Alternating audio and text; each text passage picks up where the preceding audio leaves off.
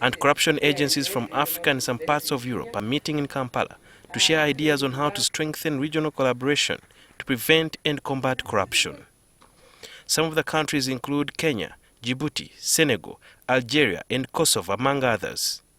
It is believed that corrupt officials always invest their ill-gotten wealth in other countries. The keynote speaker, Chief Justice Bart Katureebe, said that fighting corruption should begin from the lowest level. We have students in primary school being given money by their parents to go and bribe to become prefects.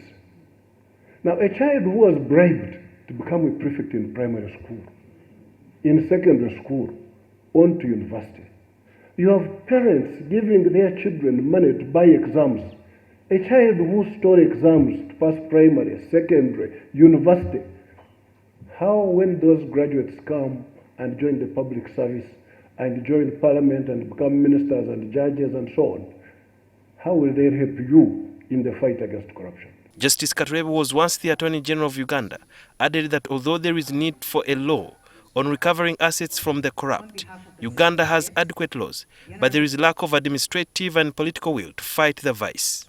What happens when it is the political and public officers who are themselves corrupt? Then what happens? Who holds them to account? The Constitution enjoins them to take action against corruption, but if it is us, if you have a corrupt Chief Justice, a corrupt minister, a corrupt permanent secretary, then how do you enforce this provision of the Constitution? The State Minister of Ethics, who oversees anti-corruption agencies, argues that there is need to revise the rules of natural justice. We like to go the French way. I have some French here.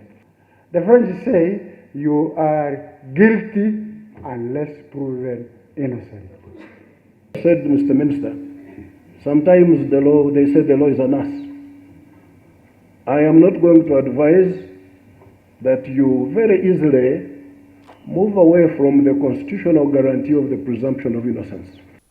The Inspector General of Government, IGG, also argues that there is a need to have civil laws to check graft. The balance of proof in criminal proceedings is beyond reasonable doubt. Now, when you bring it down to the civil level, it is on a balance of probabilities. So it's easier to recover assets on the balance of probabilities than it is using the criminal processes.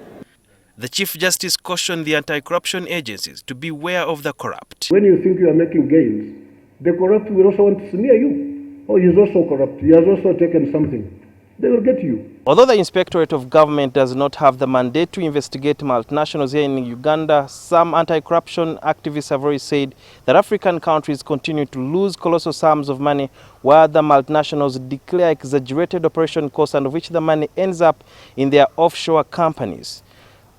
The Chief Justice said that in order to combat the vice, everybody should be an agent of change. Sudil Biarhanga, NTV.